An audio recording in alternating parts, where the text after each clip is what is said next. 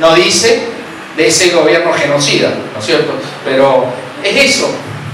Cuando Macri dice abrir las importaciones, está haciendo eso. Cuando Prenggei dice que cada sindicato debe saber hasta dónde arriesgar salarios por empleo, lo acaba de decir. Ahí está haciendo Onganía en el Cordobazo. ¿Qué diferencia hay? El gabinete de Macri, totalmente representantes de las grandes multinacionales. Eso también es lo de Martínez de Oz. Y sabemos que ese plan económico, el de Martínez de Oz y el de Macri, no cierra sin represión. Ya empezaron con lo de Cresta Roja. Aquí quiero decir dos cosas que me parece que son nuevas. Hay algunas cosas nuevas. Hemos dicho lo que no es nuevo, lo que ya sabemos desde Rivadavia hasta hoy. Pero hay dos cositas nuevas, o debe haber más, que yo me haya percatado también leyendo a otra gente. Creo que fundamentalmente hay dos cosas nuevas. Primero, que para saber a qué nos estamos enfrentando, esta gente son verdaderamente los representantes del nuevo capitalismo.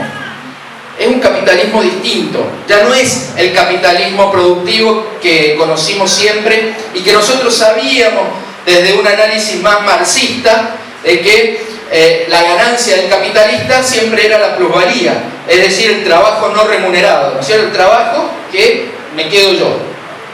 La explotación del trabajador, eso fue siempre. Hoy estamos ya en un capitalismo financiero que es distinto. ¿Cómo?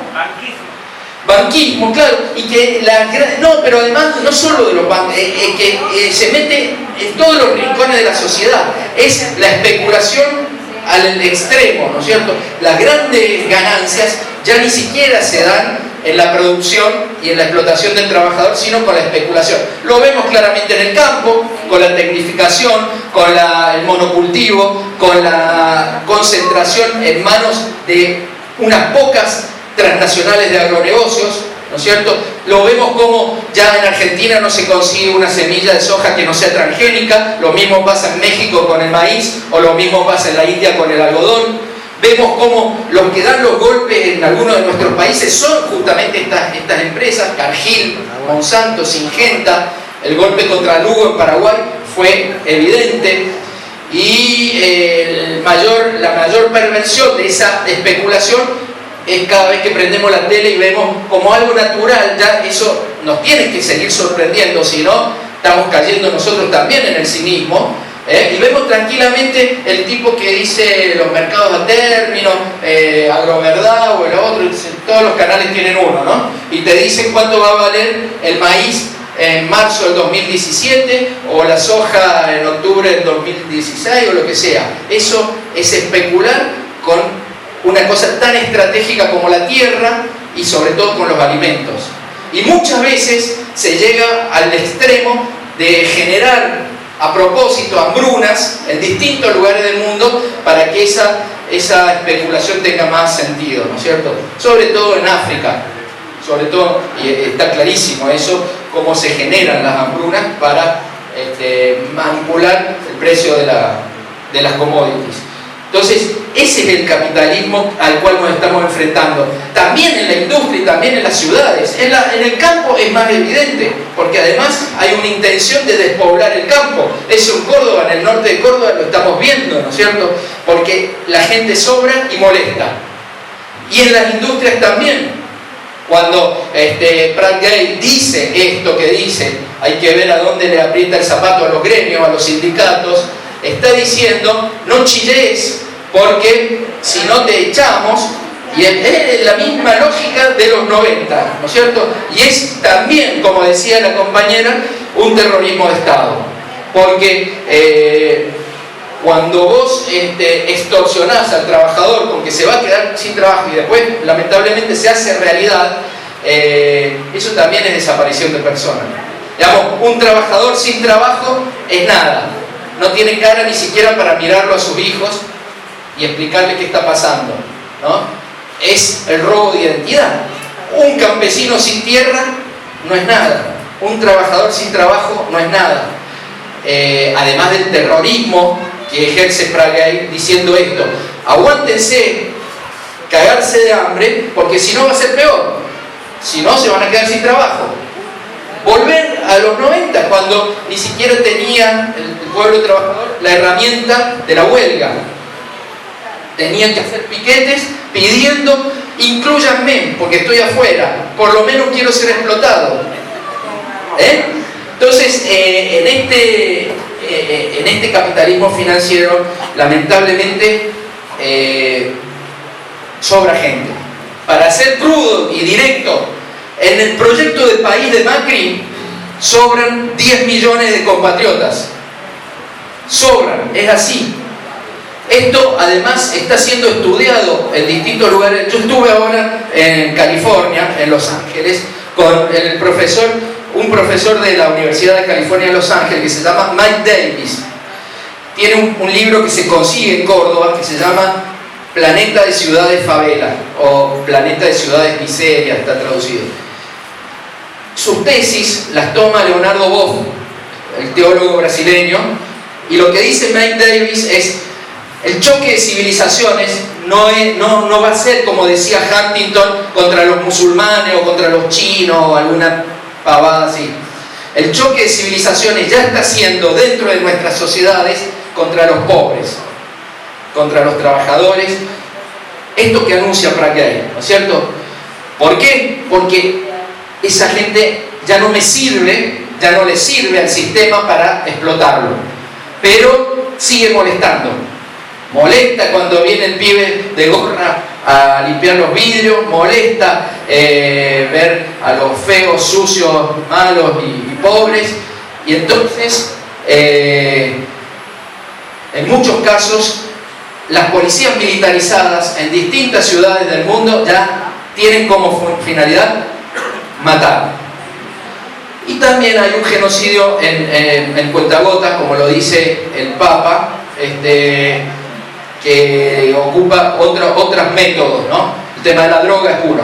Pero lo claro es que estamos a un paso de la idea loca de una solución final. Por esto de que hay grandes porciones de población que no sirven ya para ser explotadas, pero siguen molestando al poder.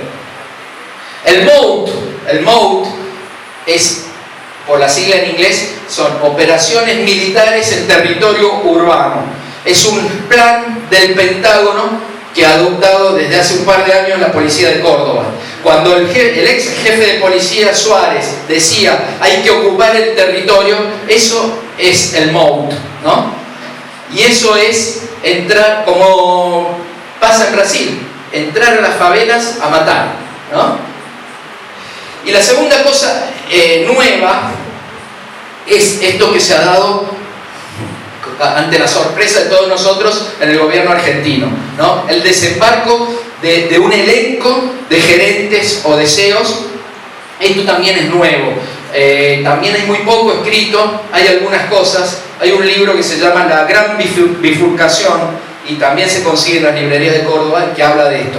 Estamos en el traspaso del neoliberalismo, como lo conocimos, hacia algo nuevo, que algunos llaman neogerencialismo, y otros un poco más. Yo decía el otro día, Máximo Kirchner lo dijo, quizás como intuición, ni siquiera lo desarrolló, pero él dijo: esto es el ceofascismo.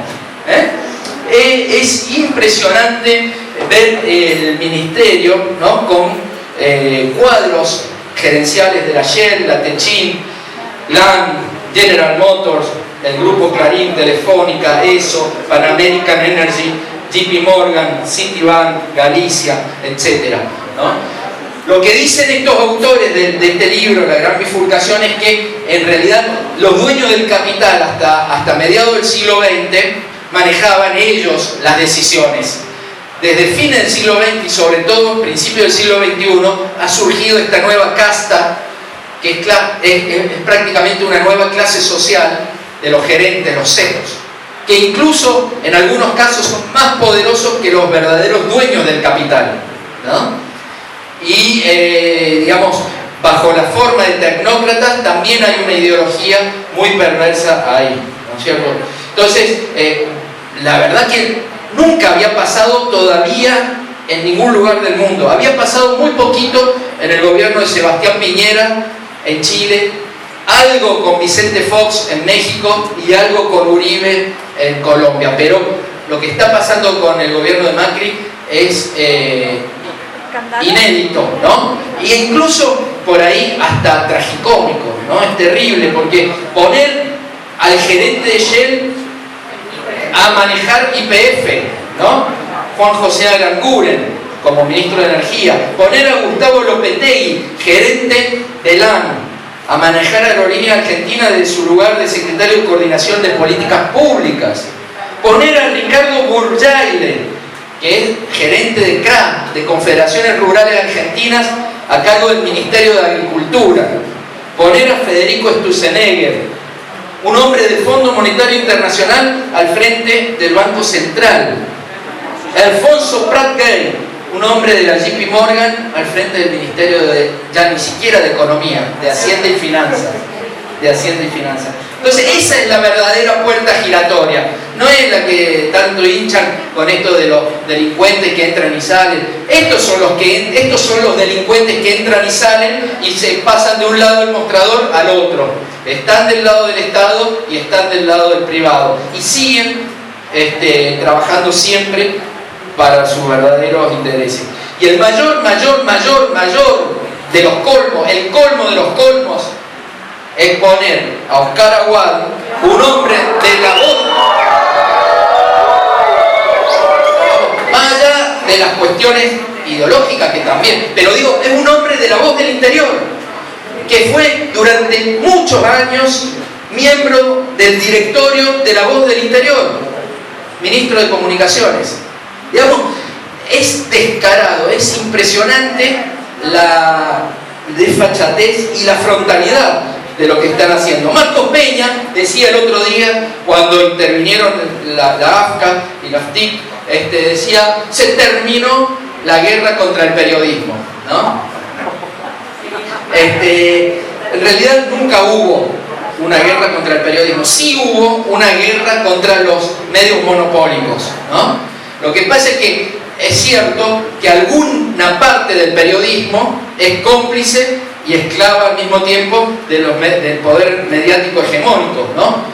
Eso sí es cierto. Entonces, algunos periodistas toman como propia esa guerra, ¿no es cierto? Pero esa guerra va a seguir, y va a seguir en manos del pueblo, seguramente. Yo creo que no está lejano el día en que las manifestaciones, que hay que aclarar, son todas amorosas, son todas por el respeto, son todas por la libertad de prensa, la libertad de expresión y sobre todo por el derecho a la información que tiene el pueblo y que muchas veces no es igual que la libertad de expresión ni la libertad de prensa. Pero estas manifestaciones que estamos haciendo, que por ahora las hacemos en la Plaza Vélez Arfield, yo digo, en algún momento, quizás no muy lejano, esas manifestaciones van a ir a la puerta de la Voz del Interior o de Cadena 3, porque esa es la guerra.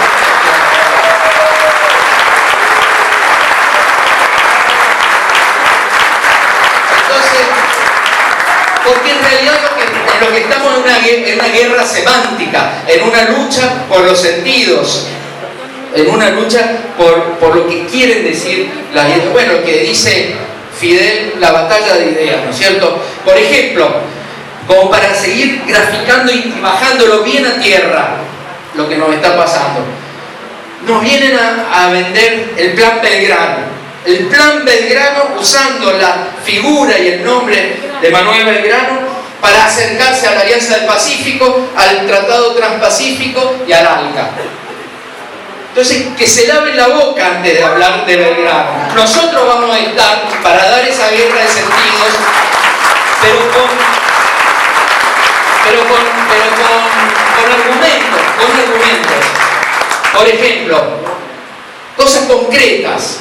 Cuando Macri dice voy a abrir las importaciones, hay que recordarle a Macri que Belgrano fue un gran proteccionista. Decía, por ejemplo, Belgrano, textual, la importación de mercancías que impiden el consumo de las del país lleva tras de sí necesariamente la ruina de la nación. Que lo escuche Macri. Cuando él dice, cuando él pone la economía por encima de la política, hay que recordarle que Belgrano era un gran estadista. Belgrano decía, las restricciones que el interés político trae del comercio no pueden llamarse nunca dañinas. Era un estatista.